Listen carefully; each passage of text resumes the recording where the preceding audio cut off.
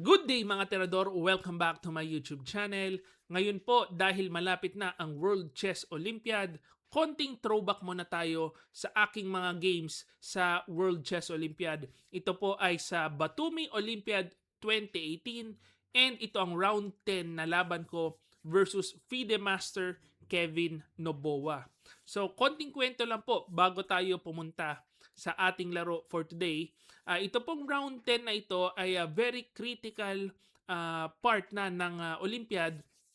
And naaalala ko, nung lumabas ang pairing, sama-sama kami as a team, tinitingnan namin, nandun kami sa elevator, and pagkalabas ng pairing, ang kalaban is Ecuador, talagang nagtatalunan po kami, nagsisigawan. Kasi expected namin ang kalaban mga super grandmasters, ang nakuha namin is Ecuador, mas mababa pa po ang rating sa amin. So kumbaga hindi naman ito yung batil na team, pero sila po ay parang kami ang yamado. Ayan, so punta tayo sa ating game for today. White po si FIDE Master Kevin Noboa and ako po yung black dito.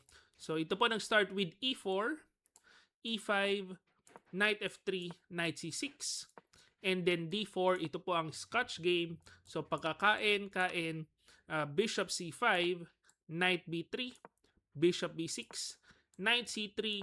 So sinusundan lang po natin ang main line ng Scotch, Knight F6, Bishop G5, H6, Bishop H4, and D6. So ito po, maraming beses ko nang nalaro ito.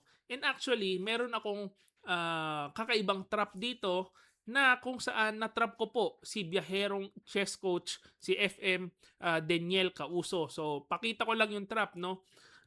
Kapag nag-knight D5 dyan, no, sa unang tingin, parang napakalakas ang pin. Yan po ay isang opening trap and marami na po akong natalo ditong mga masters. So, kain sa E4, pagka kinain ng queen, yan po, merong check, check, check, and then checkmate. So, yan po ay isang opening trap dito sa Scotch game. Pero of course, yung kalaban ko, hindi po yan ang tinira.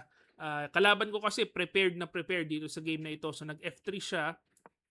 Ako nag Bishop E6 and then Bishop B5. Pinin yung knight. And dito po, ang tinira ko is A6, capture, capture, and Queen E2. Base sa aking database, merong 6 games and 5 po doon panalo ang puti. So ako lang ang only survivor kung saan ang hirap po nitong posisyon na ito. Kung makikita nyo, lamang kagad ng bahagya ang puti. Ayan. So, na Queen E7, castling queen side, and then castling king side, and nag G4. So, dito pa lang nararamdaman ko na merong malakas na paparating na atake ang puti. No? So, ayan yung atake niya na possible niyang gawin. Ang nag-iisang advantage ko dito is meron tayong malakas na bishop. So, hindi siya madaling makakalagay ng rook sa G1 para maatake ang ating king. Ayan. So, nag G4 siya. Gusto niya tayong atakihin with the G5 move. So, kinain ko ito. Queen E6. Excuse me. Hindi siya ng G5. King B1 muna. Rook FE8.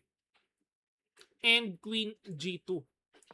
Ayan. So, halimbawa kung mag G5 dito, sa unang tingin okay lang naman yan for me, no? Kasi pagka kinain po yan, kain, hindi niya nga malalagyan ng rook doon. So, kahit open file yan, parang useless. So, hindi niya po yan ginawa. Ginawa niya is Queen G2. Ayan.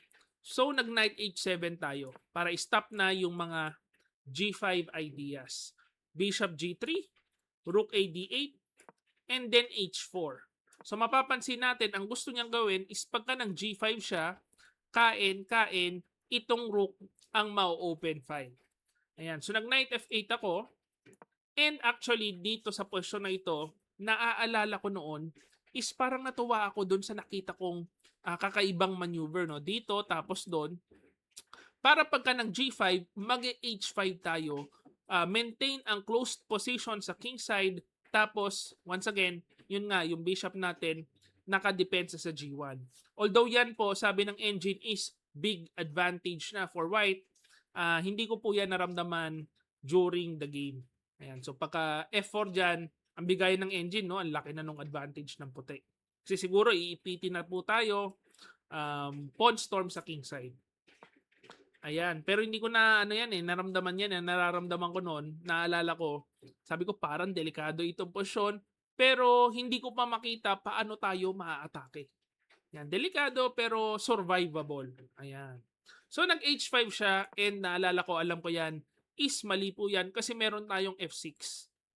Ayan. Ngayon, wala nang G5 ideas. Yung king natin, very safe for now.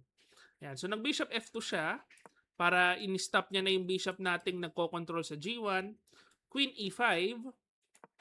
And dito naalala ko, pagka bumalik siya, ibabalik ko lang din para equal lang, no? Maintain the draw.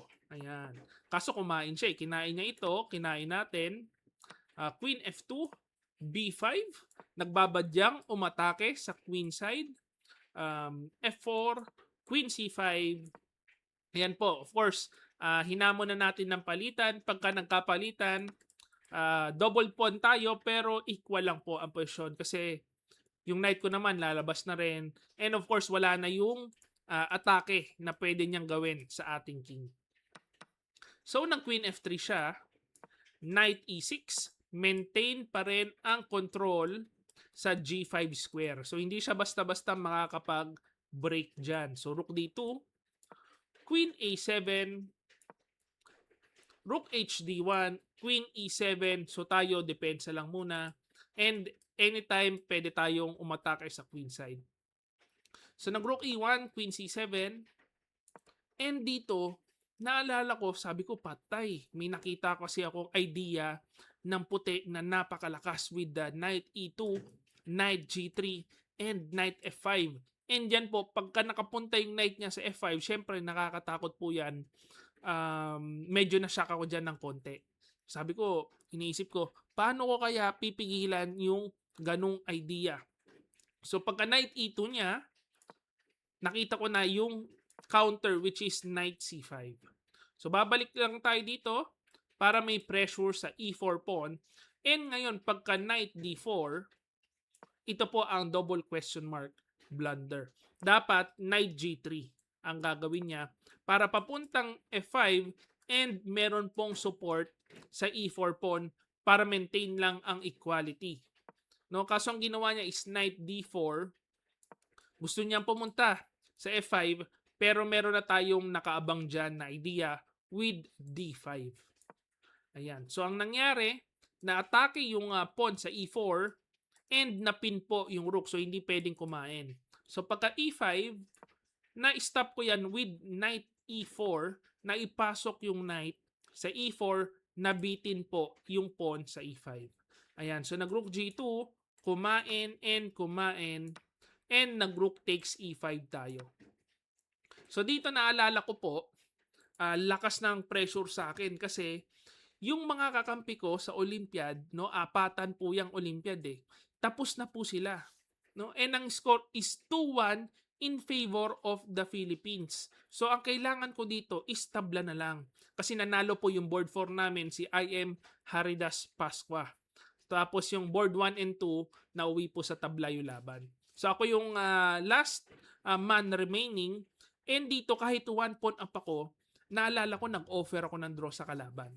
Sabi ko, offer draw. Ayan. So pagka tinanggap niya, okay lang kung tabla, no? Although medyo mababa yung rating niya, minus man ang rating sa akin, panalo naman ang team namin. So yan po yung parang saywar na nangyari dyan. Tatanggapin niya ba yung draw kahit 1 pawn down or ipagpapatuloy niya yung laro? So dito po, nag-decide siya, ipinagpatuloy niya yung laro, Rook F1. So kahit 1 pawn up tayo, nakakatakot naman yung mga parang possible atake niya sa ating king. Kaya inofferan ko pa rin ng draw. So nag-Rook D, E8, battery lang muna sa open file, Rook D1, B4, ayan, so ma-atake tayo sa queen side, no? Knight F5, and then Knight G5. Make sure ko lang walang mga G5 ideas na sacrifice ideas ang puti. So nag Queen F4, Queen B6, iwas tayo sa pin. Rook GD2, Queen C5, and then pagka Knight H4, Rook E4, and Queen F1. So itong Queen F1, inatake niya po yung pawn natin sa H6. And take note, meron tayong 1 minute left dito sa posisyon na ito. So sa Olympiad po kasi, kapag nag 40 moves ay meron kang additional 30 minutes. So dito, yung oras natin, pababa na ng pababa, last move na. Mag-additional 30 minutes na. And nag-decide tayong ipakain po itong A6 pawn. Yan po ay isang patibong. So nag-rook F8 tayo. Ayan po, makikita nyo sa oras na dagdagan tayo ng extra 30 minutes. Kapag kinain niya yan, patibong po yan. No? So parang trap natin yan. So dapat ang gagawin niya, Queen G2 lang. Of course, lamang tayo ng isang pawn, baka atakihin po natin siya with A5 and A4. So ang ginawa niya kasi, kinain niya itong extra pawn eh. Yan no, natakam siya dun sa A6 pawn. Ang drawback po niya, nagkaroon ng open file papunta sa king. So ang ginawa ko is Rook E7. Ayan, so baliwala yung fork, no? Kasi merong Rook A7. So kahit i-fork niya yan, matetempohan lang po yung queen. Tapos pag atras, dito tayo pupunta. Mate siya kagad. So ang lakas ng patibong natin. So nag-Rook F1 siya. Kinain ko lang yan. Kain. And then Rook A7. Ayan na naman. Ano pong idea niyan? Of course, Knight E4 muna para may tempo sa Rook. Pagka Rook D1, Rook A7. Ayan. Ang idea po niyan is Queen A5 tapos Queen A1 checkmate. So ang lakas na po ng idea. Nag-Knight G6 siya. Hindi tayo pwede mag-Queen A5 kasi may Queen F8. Mauunahan tayo. So Rook A8 muna, depensa. Knight E5 para may Queen F7 check. Kaso merong Queen A7. Ngayon makikita natin ang lakas na po ng checkmate threat. Tapos stop pa yung Queen F7 ideas niya. Dito nag C4 si Kevin Noboa.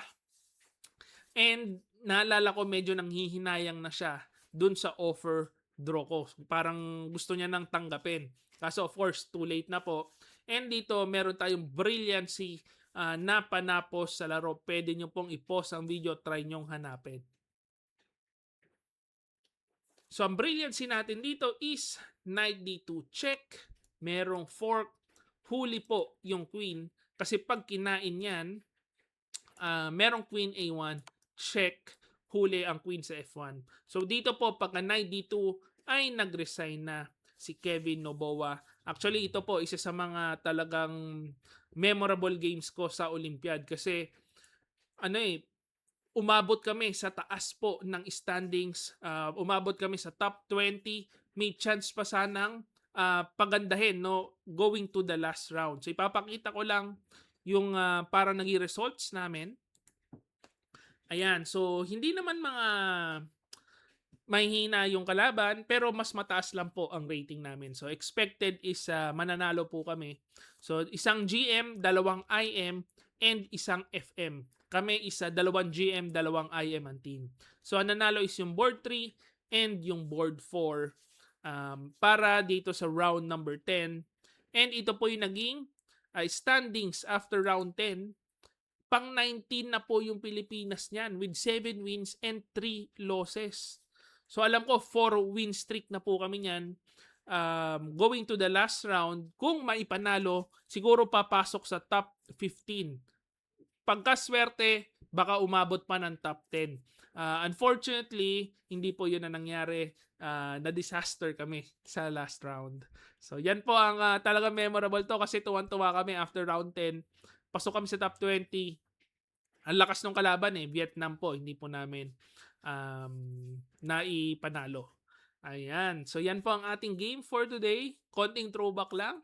Hopefully na-enjoy nyo po yung game na yan. Kung na-enjoy nyo, please like this video and subscribe to my YouTube channel. See you again next video.